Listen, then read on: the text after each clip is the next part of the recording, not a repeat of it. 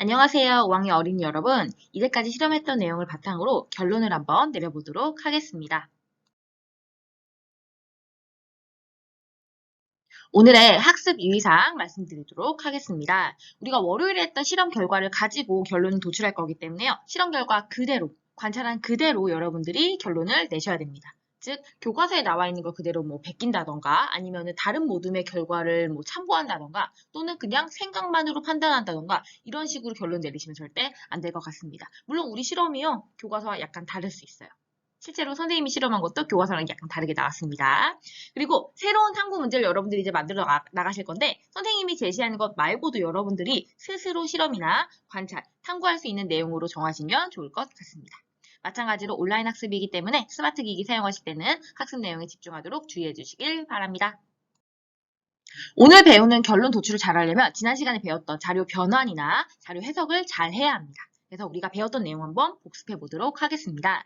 실험을 해서 얻은 결과를 한눈에 비교하기 쉽게 정리해서 나타내면 그 의미를 더 잘 알 수 있는데요. 이렇게 실험 결과를 표나 그래프의 형태로 나타내는 것을 자료 변환이라고 했었습니다. 실험 결과를 통해 알 수 있는 점을 생각하고 자료 사이의 관계라던가 규칙 같은 것을 찾는 과정은 자료 해석이라고 했었습니다.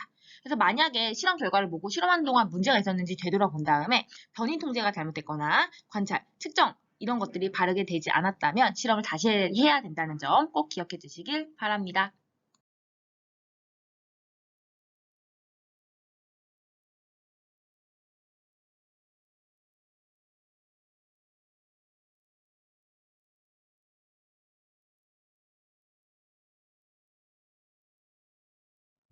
먼저 결론 도출이라는 말에 대해서 좀 우리가 알아봐야 될 것 같습니다. 결론 도출이란 말은요, 최종 판단을 이끌어낸다는 겁니다. 즉, 우리가 했던 실험의 마무리 과정이라 생각하시면 좋을 것 같습니다. 그럼 우리는 본격적으로 결론 도출 과정을 교과서를 통해서 한번 먼저 만나보고 우리가 했던 실험의 결과를 가지고 결론을 한번 만들어 보도록 하겠습니다.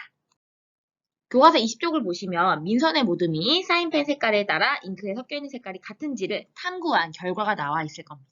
그럼 이 결과를 보고 우리는 결론을 어떻게 내리면 좋을지를 한번 알아보도록 하겠습니다.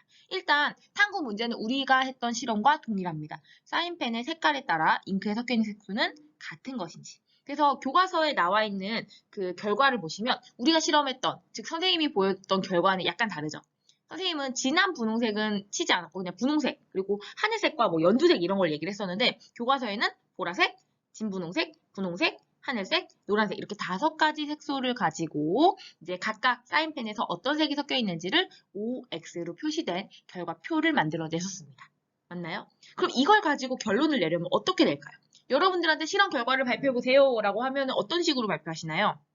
아마 여러분들은 검은색 사인펜은 보라색, 분홍색, 하늘색, 노란색이 나왔고 빨간색 사인펜은 진분홍색, 분홍색, 노란색이 나왔고 이런 식으로 왜 그야말로 우리가 실험 결과를 통해서 관찰한 내용을 그대로 얘기하잖아요.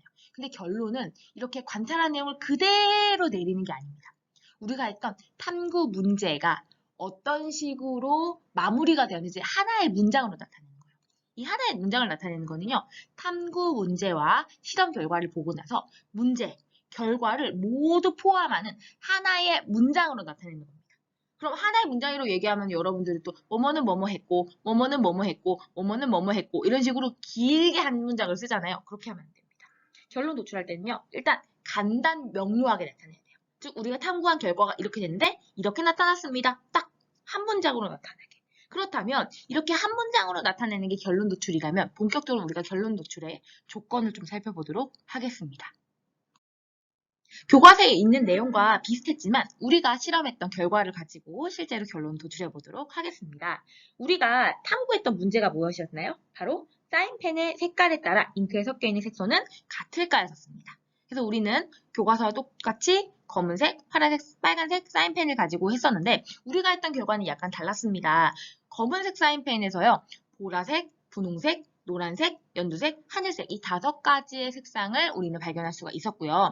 파란색은 보라색, 분홍색, 하늘색 그리고 빨간색에서는 분홍색과 노란색을 우리가 발견할 수가 있었습니다. 그렇다면 이제 결론 도출을 하실 때는 항상 여러분들이 탐구 문제와 실험 결과가 모두 포함되는 하나의 문장으로 나타내셔야 하는데 이 문장은 가능한 한 간단하게 하셔야 돼요. 뭐뭐를 연구했는데 뭐 이런 결과가 나왔다 라는 식으로. 근데 그 결과 얘기할 때 여러분들이 검은색 사인펜은 보라색, 분홍색, 노란색, 연두색, 하늘색이 나왔고 파란색은 뭐가 나왔고 이런 식으로 모든 걸 다 얘기하면 안 돼요. 이걸 통해서 우리는 간단한 결론을 내린다는 겁니다. 그렇다면 탐구 문제를 다시 한번 생각해 봐야 돼요. 우리 탐구 문제는 뭐였습니까? 사인펜 색깔에 따라 분리된 색소는 과연 색깔마다 같을 것인가? 즉 사인펜의 색깔에 따라 잉크가 같은지 다른지가 궁금했잖아요. 근데 실제로 결과는 어떻게 됐습니까? 각각 달랐죠. 근데 이걸 가지고 검은색이 가장 많이 섞여 있으니까 검은색이 뭐 가장 많은 색을 섞여 있고 나머지 색은 뭐 조금 섞여 있다 이런 식으로 내 판단이 들어가면 안 됩니다. 또는 내가 이걸 가지고 실험하지 않은 거를 추측하거나 또는 예측을 해서는 안 됩니다. 즉 우리가 실험한 것만 가지고 여러분들이 결론을 나타내셔야 돼요. 그러면 우리가 연구했던 탐구 문제와 결과를 모두 포함하는 하나의 문장. 우리는 사인펜의 색깔에 따라 분리된 색소가 같은지를 알아봤으니까 결과는 어떻습니까? 같아요? 아니죠. 다르죠. 그럼 우리는 이렇게 간단하게 나타내시면 되는 겁니다. 사인펜의 색깔에 따라 잉크에 섞여 있는 색소의 종류와 개수는 다르다.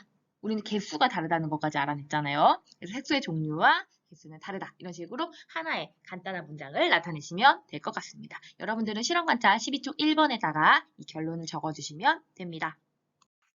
그럼 실제로 우리가 이렇게 결론을 도출한 게 제대로 나타냈는지, 바르게 이끌었는지를 한번 확인해 보도록 하겠습니다. 실험 결과를 바탕으로 탐구 문제의 답을 바르게 정리했나요? 그죠? 우리는 실험 결과를 그대로 나타냈죠. 여기에 내가 뭔가 판단이 들어가거나 추측을 했거나 또는 뭐 이거와 관련 없는 걸 냈거나 문장이 너무 길었거나 그러지 않았습니다. 우리는 정말 간단 명료하게 결론을 잘 도출해 냈습니다.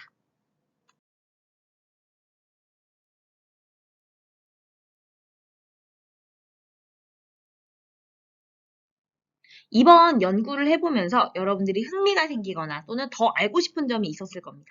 그렇다면 우리는 이 사인펜 잉크에 섞여 있는 색소에 대해서 알아보는 새로운 탐구 문제를 정할 수 있을 것 같습니다. 그렇다면 여기서 먼저 탐구 문제부터 만들어내야 되잖아요. 어떤 게 궁금했는지를 한번 서로 이야기해보는 겁니다. 먼저 우리가 실험했던 거는 검은색, 빨간색, 파란색이었어요. 근데 다른 색깔도 궁금하지 않으세요? 그렇다면 나는 초록색과 연두색을 비교해보고 싶어. 비교해서 잉크에 섞여 있는 색소가 얼마나 차이가 있는지 분리해서 한번 관찰해보고 싶어. 이런 탐구 문제 내셔도 좋습니다. 또는 우리가 수성을 가지고 썼으니까 유성, 기름을 가지고 실험하는 것도 해보면 어떨까? 유성 사인펜도 가능하겠죠. 물론 계획을 잘 세워야겠지만. 그 다음에 지금 우리는 똑같은 그냥 수돗물 가지고 받았는데 물의 온도가 높으면 색소가 더 빨리 분리될까? 즉 온도가 좀 높은 끓는 물, 약간 좀 뜨거운 물을 가지고 실험을 하거나 또는 반대로 나는 차가운 물 가지고 실험을 해는 거야. 그럼 똑같은 상황에서 똑같은 색깔에서 물의 온도만 차이를 주면 또 이거 비교해 볼 수 있겠죠. 마지막으로 우리가 실험을 할 때 사실 스탠드에 넣어서 그냥 그대로 뒀었는데 나무젓가락에 종이를 붙여서 실험하는 건 어떨까? 좀 내가 뭔가 이렇게 좀 흔들거나 아니면 뭔가 차이를 두면 또 어떤 결과가 나올까? 이런 생각해 볼 수 있겠죠. 그럼 여기 중에서 여러분들이 혹시 더 탐구해보고 싶은 내용이 있다면 탐구 문제를 한번 정해서 실험 계획도 한번 우리가 세워보도록 하겠습니다. 그렇다면 실제로 우리는 탐구 문제를 한번 정해보고요. 탐구 문제를 해결하려면 어떻게 실험해야 되는지 생각을 해볼 건데 선생님은 보라색과 파란색을 한번 좀 비교해보고 싶어요. 보라색과 파란색은 둘 다 약간 어두운 색으로 우리가 많이 쓰잖아요. 물론 검정색은 해봤으니까. 근데 파란색도 빨간색보다는 좀 더 색깔이 많이 섞여 있는데 보라색도 과연 많이 섞여 있을까? 즉 보라색 사인펜과 파란색 사인펜의 잉크에 섞여 있는 색소는 어떤 순서로 분리되는지 실험을 해보는 겁니다. 그럼 이걸 가지고 한번 실제로 실험 계획도 세워보고 우리가 실험에서 다르게 해야 될 조건과 같게 해야 될 조건도 찾아보고 방법까지 한번 정리해 보도록 하겠습니다. 그럼 이제 탐구 문제를 해결하기 위해서는 어떻게 실험해야 되는지도 작성해 보도록 하겠습니다. 먼저 우리는 보라색 사인펜과 파란색 사인펜의 그 잉크가 어떤 식으로 색소가 분리되는지를 관찰하고 싶은 거잖아요. 그렇다면 막대 모양의 거름 종이를 그대로 쓰는 겁니다. 그 다음에 이 보라색 사인펜과 파란색 사인펜으로 점을 찍고 종이 끝에 이제 물에 잠기도록 한 다음에 사인펜 잉크 색소가 분리되는 것을 관찰하는 겁니다. 선생님은 점을 얘기했지만 선으로 그어서 관찰하셔도 좋을 것 같아요. 이건 여러분들이 방법을 정하시면 좋을 것 같습니다. 실험이 제대로 되려면 변인 통제 과정을 잘해야 된다고 했었죠. 우리는 실험에서 다르게 해야 될 조건과 같게 해야 될 조건을 찾고 그 방법을 한번 정해보도록 하겠습니다. 먼저 다르게 해야 될 걸 찾아봐야겠죠. 우리가 지금 실험에서 비교하는 게 뭐였어요? 보라색과 파란색이었잖아요. 그렇다면 사인펜의 색깔을 다르게 해줘야겠죠. 방법은 뭡니까? 바로 보라색과 파란색을 쓰는 거겠죠. 대신에 이걸 제외한 모든 건 다 똑같이 해줘야 돼요. 같게 해줘야 될 조건입니다. 일단 사인펜의 종류, 업체가 똑같아야 된다 그랬죠.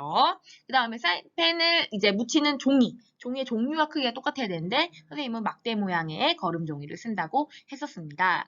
그 다음에 이 점의 크기와 위치도 중요합니다. 점의 크기, 똑같은 크기로 높이도 물에 잠기지 않을 정도로 해서 정해준 다음에 딱 정확하게 가운데에다가 딱 찍어줘야겠죠. 선을 하시는 분들은 그 높이 2cm 정도 위에다 그냥 똑같은 굵기로 선을 그어주시면 좋을 것 같아요.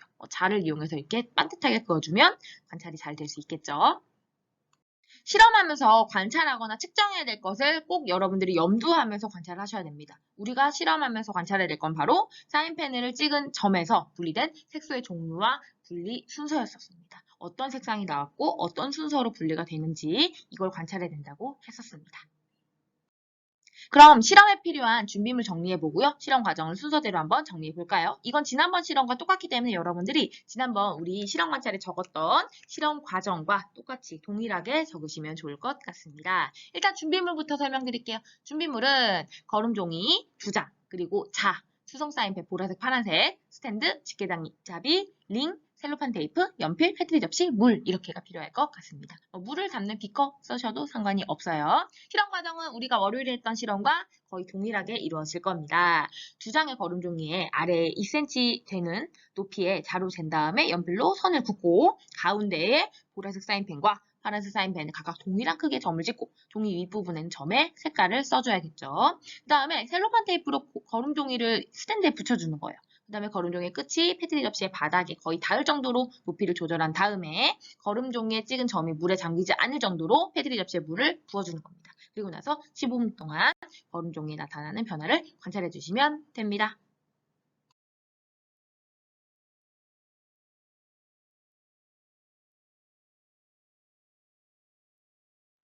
우리가 사인펜 색소를 분리한 실험은 바로 크로마토그래피를 한 것입니다. 이 크로마토그래피는 혼합물을 분리하는 실험 기법 중에 하나인데요. 이 크로마토그래피가 도핑 테스트 그리고 범죄를 수사하는 데도 사용이 된다고 합니다. 자세한 설명 선생님이 이어서 해드리도록 하겠습니다. 도핑 테스트는 경기를 마친 선수들에게서 혈액이나 소변을 채취한 다음 혈액 및 소변에 특정 약물이 포함되어 있는지를 분석하는 것입니다. 이 방법에 크로마토그래피가 쓰이게 되는데요. 크로마토그래피는 이 고체와 액체 또는 기체가 어떻게 보면 얼마나 더 친화력이 있는지를 가지고 분리해낸다라고 생각하시면 좋을 것 같습니다. 즉 고체와 조금 더 이 친화력이 있는 성분은 아무래도 좀 크로마토그래피 그 종이 안에서 조금 더 이동이 좀 느리겠죠. 하지만 액체나 기체에 조금 더 이 친화력이 강한 그 물질은 좀 더 멀리 이동한다는 겁니다. 즉 우리가 잉크를 봤을 때 어떤 잉크는 왜 중간까지만 가다가 더 이상 멈추지 않는 경우도 있고 어떤 잉크는 끝까지 올라가는 경우들이 있었잖아요. 처음 찍었던 점의 위치보다 훨씬 더 많이 이동한 게 있었고 조금 이동한 게 있었죠. 이런 방식을 통해서 이 금지 약물이 포함된 층을 얻어내는 겁니다. 그래서 그 얻어낸 층에서 이제 우리가 썼던 것들, 액체나 기체는 이제 다 이제 증발시켜서 없애고 그 남아있는 물질을 가지고 여기에 혹시 금지 약물이 포함이 되어 있나, 안 되어 있나 이거를 확인하는 방식이 바로 도핑 테스트에 쓰이는 크로마토그래피라고 생각하시면 좋을 것 같습니다. 관련 영상은 하나 선생님 뉴스 보도 자료를 넣었으니까요. 한번 봐주시면 좋을 것 같아요. 보다 빠르게, 보다 높게, 보다 강하게. 1926년 채택된 올림픽 공식 표어입니다. 하지만 최근 러시아 도핑 스캔들이 말해주듯 지나친 경쟁이 올림픽 정신을 해치는 경우도 적지 않은데요. 공정하고 깨끗한 올림픽을 만들기 위한 도핑 컨트롤 센터, 어떤 준비를 하고 있는지 허찬 기자가 찾아가 봤습니다.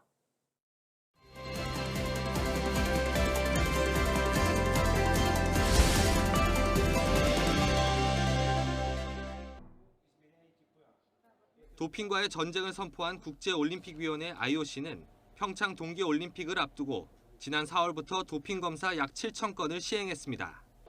러시아 정부가 주도한 도핑 파문 이후 약물 검사 기준이 한층 강화됐습니다. 분석 규정이 예전보다 많이 강화되었습니다. 예를 들면 그 어떤 약물을 예전에 잡던 농도에 비해서 더 낮은 농도까지 검출을 해내어야 되는 능력이 있어야 되기 때문에 국내 유일의 도핑 검사 기관인 키스트 도핑 컨트롤 센터 역시 올림픽을 앞두고 최신 장비와 전문 인력으로 무장하는 등 만반의 준비를 하고 있습니다. 최신 질량 분석기를 이용해 기존 시료 분석법보다 120개 이상의 약물을 더 정확하게 검출할 수 있는 기술을 새롭게 개발했습니다.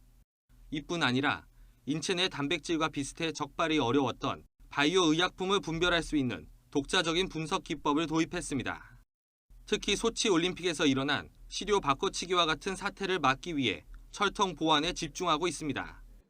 시료 운반용 엘리베이터는 관계자 외에는 철저히 출입을 통제하고 시설 내 모든 이동 경로에 CCTV를 설치했습니다. 그 시료 접수실에 반드시 2명이 들어간다든가 또 들어가서 머무르는 시간이 5분 이내여야 한다든가 시설 측면에서 시료 접수실 등 보안이 대폭 강화된 점이 있고요.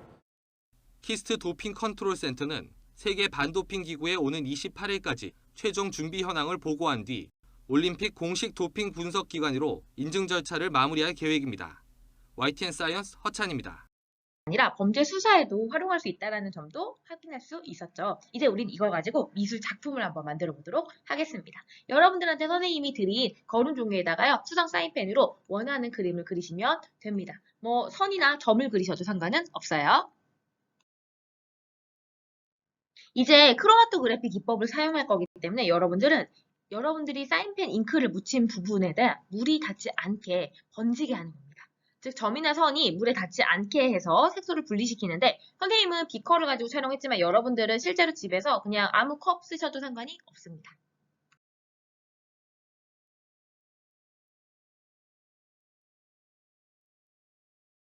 종이가 여러 개 있다면 여러분들이 이런 작품을 만들 수 있겠죠. 하지만 우리는 모든 별로 활동을 한번 해보도록 하겠습니다. 그래서 여러분들이 받은 거름 종이를 가지고요, 공작새를 한번 만들어 보도록 해볼까요?